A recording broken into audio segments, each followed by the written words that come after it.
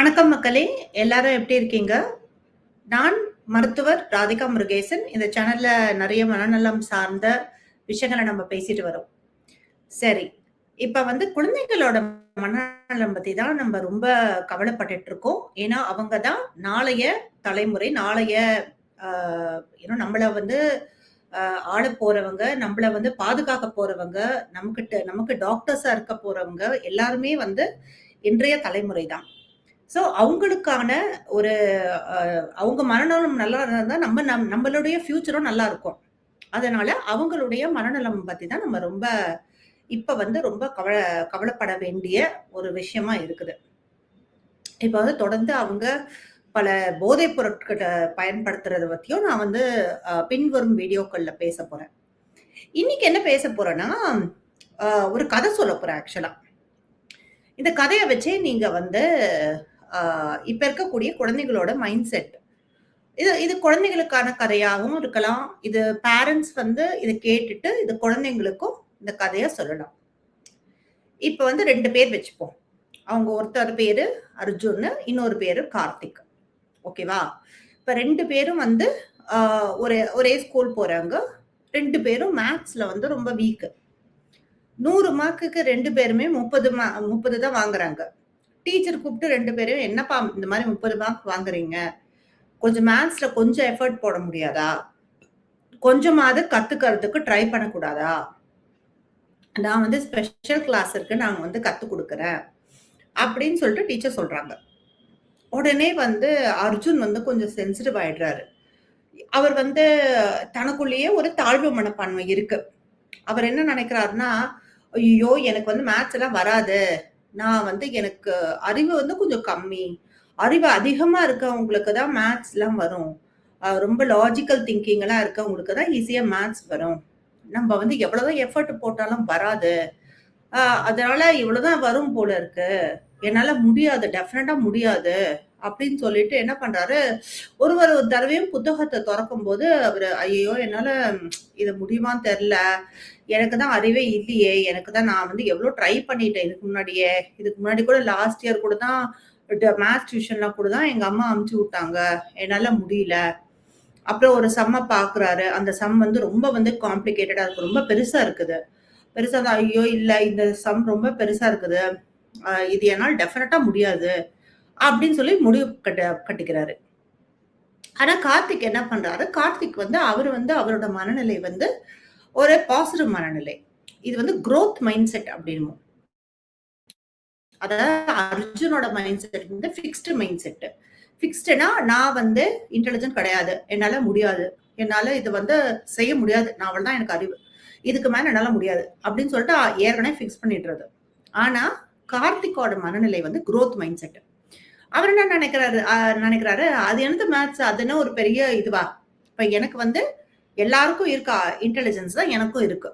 எல்லாருக்கும் இருக்க average intelligence தான் எனக்கும் இருக்கு. பக்கத்து க கிளா இது சீட்ல இருக்க பையன் 90 மார்க் வாங்குனார்னா, என்னாலயும் அது முடியும். சரி, ஏதோ கால்குலஸ்ன்னு சொல்லிட்டு இவ்ளோ பெருசா ஒரு சம் குடுத்துருக்காங்க. இந்த கால்குலஸ ஃபுல்லா படிச்சா தான் கஷ்டமா இருக்குது. ஒரு பார்ட்டா படிப்போம். இந்த கால்குலஸ பத்தி இப்ப யூடியூப் வீடியோ பார்ப்போம். அப்படின்னு சொல்லிட்டு இப்ப யூடியூப் வீடியோ பார்க்குறாரு. அதுக்கப்புறம் நெறைய இதுக்குன்னு நெறைய அ புத்தகங்கள் இருக்கு. அத வாங்கி படிக்கிறாரு. கைட் நோட்ஸ்லாம் படிக்கிறாரு. அது மட்டும் இல்லாம டீச்சர் கிட்டயே அவரே போயிட்டு சொல்றாரு.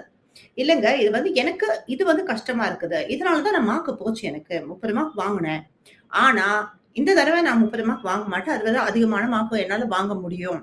என்னால வாங்க முடியும். நான் வாங்கி காட்டுவேன். ஏன்னா இந்த 2 ஹவர் எக்ஸாம் அப்படின்றது என்னுடைய அ டோட்டல் ஒரு அவருக்கு என்ன ஒரு அ 13 வயசு இருக்கும்னு வச்சுக்கோங்களேன். டோட்டல் 13 வயசு இன்டெலிஜென்ஸ நிர்ணயிக்க போறதில்ல. இது மாற்றக்கூடியது. அதனால நான் கத்துக்கிட்டு என்னால பண்ண முடியும். எல்லாமே பிராக்டிஸ் தான். சரி, இது எனக்கு பிடிக்காத சப்ஜெக்ட்டா கூட இருக்கலாம். ஆனா மேத்ஸ் ஓரளவுக்கு எனக்கு தெரிஞ்சா தான், ஓரளவுக்கு மார்க் வாங்குனா தான், ஏதோ ஒரு காலேஜ்ல ஏதோ ஒரு சீட் கிடைக்கும். ஈவன் நானு வேற ஏதோ ஒரு ரிலேட்டட் சப்ஜெக்ட் நான் ஹிஸ்டரி படிக்க போறேன், ஜியோகிராஃபி படிக்க போறேன்னா கூட, மேத்ஸ் ஏதோ கொஞ்சம் ஓரளவுக்கு மார்க் வாங்கணும்.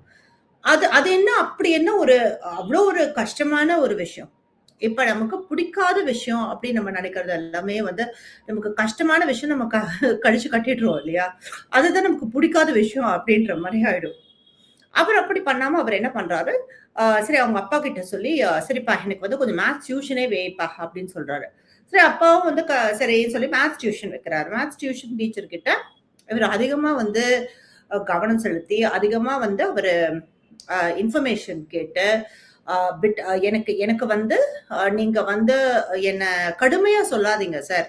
அதாவது 30 மார்க் நான் வாங்கியிருக்கேன் அப்படின்னா, நான் வந்து அதுக்குன்னு எனக்கு வந்து அறிவில்லன்னு அர்த்தம் கிடையாது. அந்த விஷயம் எனக்கு புரியல. அது புரியலன்னா, எனக்கு வந்து ஏதோ ஒரு தடங்கல் இருக்கு.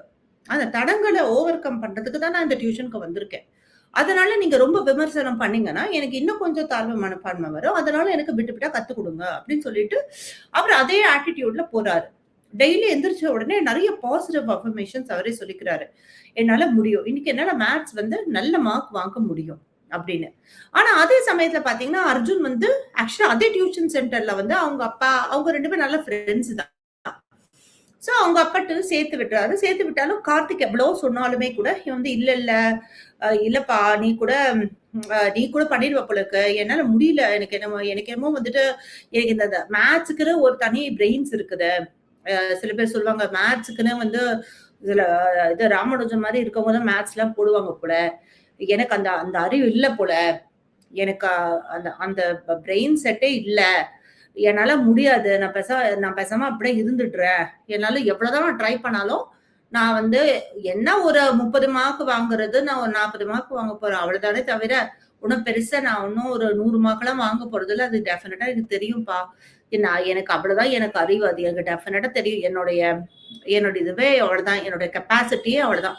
இப்படி சொன்ன உடனே வந்து அவருடைய பாடி லாங்குவேஜ், எனர்ஜி அதெல்லாம் பார்த்தீங்கன்னா கம்மியாயிடுது. ஏன்னா, நமக்கு வந்து சப்கான்ஷியஸ் பிரெயின் இருக்குது. சப்கான்ஷியஸ் மைண்ட் இருக்குது. சப்கான்ஷியஸ் மைண்ட் வந்து நம்ம உண்மைய சொன்னாலும் நம்பும், பொய் சொன்னாலும் நம்பும். அதனால தான் நம்ம பாசிட்டிவ் அஃபர்மேஷன்ஸ் பத்தி சொல்லுவோம். நம்ம வந்து எப்போதுமே ஐ அம் ஹேப்பி, ஐ அம் பீஸ்ஃபுல் அப்படிதான் சொல்லுவோம். நம்ம எப்போதுமே ஐ அம் நாட் சேட் அப்படின்னு சொல்ல மாட்டோம். ஏன்னா, அது அந்த சேட் அப்படின்ற வார்த்தைய எடுத்துக்கும். அதாவது அந்த வார்த்தைகள் அப்படின்றது ரொம்ப முக்கியம். ஐ அம் ஹேப்பி அப்படின்றது ஒரு பாசிட்டிவ் வார்த்தை. பீஸ்ஃபுல் அப்படின்றது பாசிட்டிவ் வார்த்தை. I am intelligent. I am capable. I am capable of growing. இது எல்லாமே பாசிட்டிவ் வார்த்தைகள். ஸோ நம்ம பாசிட்டிவ் அஃபர்மேஷன்ஸ் நமக்கு திரும்ப திரும்ப சொல்லும்போது, அது கூட வந்து ஆக்சுவலா பாசிட்டிவா இருக்கணும். அது கூட நெகட்டிவா இருக்கக்கூடாது. I am not sad. I am not angry. I am not upset. அப்படி இருக்கக்கூடாது. I am peaceful, I am calm அந்த மாதிரி தான் இருக்கணும். எல்லாமே the words have to be very positive. அப்ப நீங்க பொய் சொன்னா கூட அது நம்பும்.